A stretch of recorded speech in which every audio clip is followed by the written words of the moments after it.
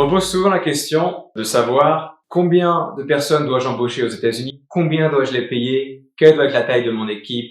Et donc, en général, il s'agit de sociétés françaises qui viennent me contacter ou de sociétés étrangères qui nous contactent et qui nous demandent comment doit-on faire, combien d'argent doit-on investir. La question n'est pas de savoir combien d'argent il faut investir ou combien de personnes est-ce qu'il faut embaucher. La question est de savoir qu'est-ce que vous pouvez vous permettre. D'une part, quels sont vos objectifs et qu'est-ce que vous pouvez vous permettre, qu'est-ce que votre budget vous permet. Et à partir de là, on peut mesurer la viabilité de vos objectifs vis-à-vis de ce que vous pouvez vous permettre. Et donc, quand on fait du business aux États-Unis et quand on investit aux États-Unis, la question n'est pas tant de savoir quel est le chiffre magique qu'il faut atteindre pour avoir le succès garanti. Non, la question est plutôt de se poser qu'est-ce qu'on peut se permettre d'investir sur la durée et quels sont les objectifs que l'on a et est-ce que ces objectifs sont réels vis-à-vis de ce qu'on investit. C'est là où on peut vous aider, évidemment. Évidemment, il y a des moyens de maximiser la performance de votre société aux États-Unis vis-à-vis de votre budget. Un de ces moyens, c'est de passer par l'externalisation, et c'est ce que nous offrons. Nous offrons des services d'externalisation qui vous permettent d'éviter d'embaucher des recrues à plein temps. Embaucher une équipe américaine, ça coûte cher. Les salaires des Américains sont beaucoup plus chers que les salaires des Français. Il faut savoir qu'un ingénieur qui sort à peine d'une école d'ingénieur aux États-Unis, ça va coûter à peu près $100 000 par an. En France, c'est 2 fois moins cher. Il faut savoir qu'un bon business développeur aux États-Unis, ça va vous coûter à peu près 130 000 140 000 $ par an. Donc, ce sont des coûts qui s'ajoutent, qui s'accumulent, qui sont assez élevés.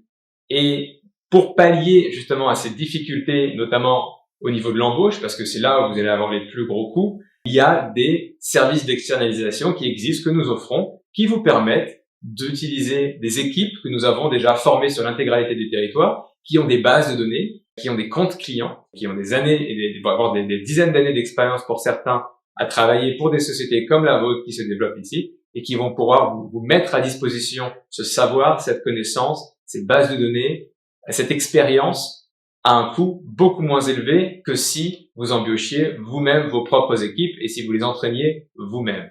Le retour sur investissement, évidemment, est beaucoup plus élevé quand on passe par l'externalisation et qu'on le fait correctement.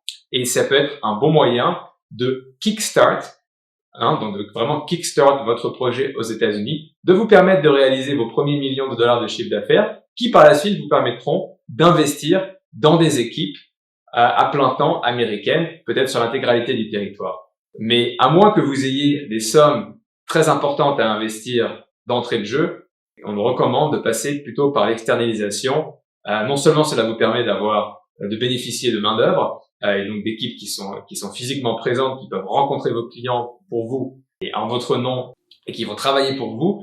Mais en plus de cela, vous avez des dizaines d'années d'expérience, nous avons des bases de données importantes et nous avons aussi ce qu'on appelle du back-office, c'est-à-dire des assistants en back-office qui font le suivi commercial, le suivi avec les comptables, avec les avocats si nécessaire, avec les acheteurs, avec les partenaires, et qui le font tous les jours de manière régulière, de manière quotidienne, pour vous permettre de vous développer le plus rapidement possible et d'accélérer justement ce développement. Cette méthode d'externalisation, elle marche très bien pour les sociétés qui vendent des produits physiques, donc des sociétés qui vont fabriquer, qui vont faire du manufacturing, soit des sociétés qui vont fabriquer en France ou ailleurs et qui vont exporter aux États-Unis, soit des sociétés qui vont s'installer aux États-Unis et installer une unité de production aux États-Unis et produire et développer ici.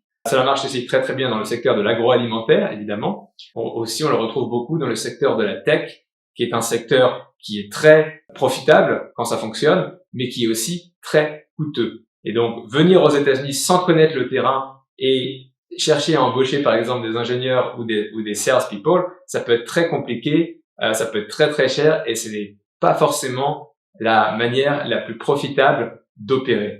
Donc, quand vous vous développez aux États-Unis ou quand vous avez un projet de développement aux États-Unis, premièrement, pensez à ce à quoi vous pouvez vous permettre, quelles sont vos limitations, parce que vous avez tous des limitations, quels sont vos objectifs, et travaillez avec des personnes qui sont qualifiées et qui vont vous permettre de matcher ces objectifs avec vos moyens financiers et vous permettre de vous offrir des solutions qui vont vous permettre de maximiser la performance de votre société et l'atteinte de ces objectifs en fonction des moyens que vous avez.